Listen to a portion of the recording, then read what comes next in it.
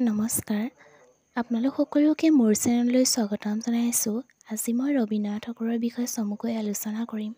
ৰবীন্দ্ৰনাথ ঠাকুৰৰ জন্ম হৈছিল ৮ মে' ১৮৬১ চনত। তেওঁৰ পিতৃৰ নাম দেৱেন্দ্ৰনাথ ঠাকুৰ আৰু তেখেতৰ মাতৃৰ নাম আছিল সাৰদা দেৱী।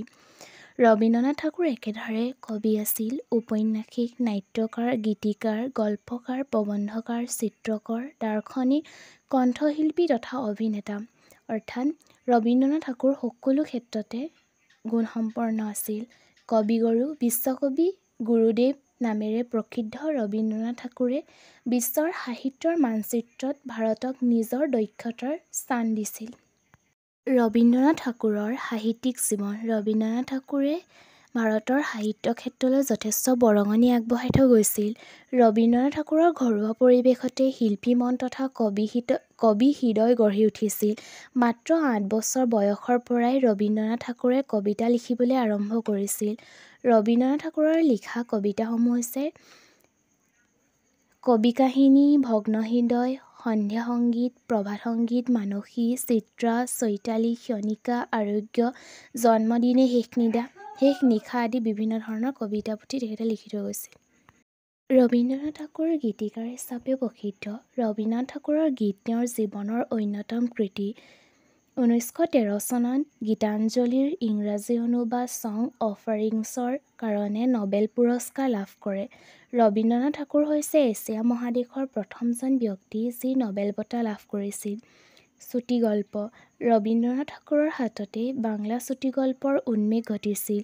এক অৰ্থত বাংলা চুটিগল্পৰ জন্মদাতা হ'ল ৰবীন্দ্ৰনাথ ঠাকুৰ।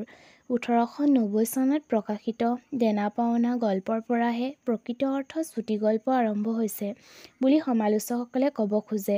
ৰবীন্দ্ৰনাথ ঠাকুৰৰ উল্লেখযোগ্য গল্প সংকলনকেইটা হৈছে ইংলিছ ষ্ট'ৰিজ, ৩ সংগী, গল্পগুচ্ছ, গল্পস্বল্প আদি। ৰবীন্দ্ৰনাথ ঠাকুৰে সমাজলৈ যথেষ্ট বৰঙণি আগবঢ়াইছিল। ১৯০১ চনত ৰবীন্দ্ৰনাথ ঠাকুৰে শান্তি নিকেতনত ব্ৰহ্মচৰ্যাশ্ৰম স্থাপন কৰে। ১৯২১ চনত গ্ৰামোন্নয়নৰ কাৰণে শ্ৰী নিকেতন নামেৰে এটা প্ৰতিষ্ঠান গঠন কৰিছিল।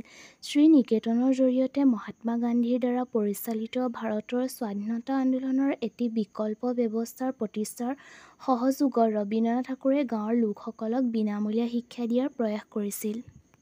বহুমুখী প্ৰতিভা অধিকাৰী ৰবীন্দ্ৰনাথ ঠাকুৰে নিজৰ দেশক নিস্বাৰ্থভাৱে ভাল পাইছিল।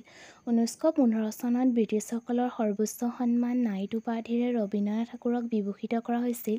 কিন্তু ১৯১৯ চনত জালিয়ানাৱালাবাগৰ নিৰ্মম হত্যাকাণ্ডৰ প্ৰতিবাদত দেশভক্তিৰ পৰিচয় দি ৰবীন্দ্ৰনাথ ঠাকুৰে এই সন্মান ঘূৰাই দিছিল।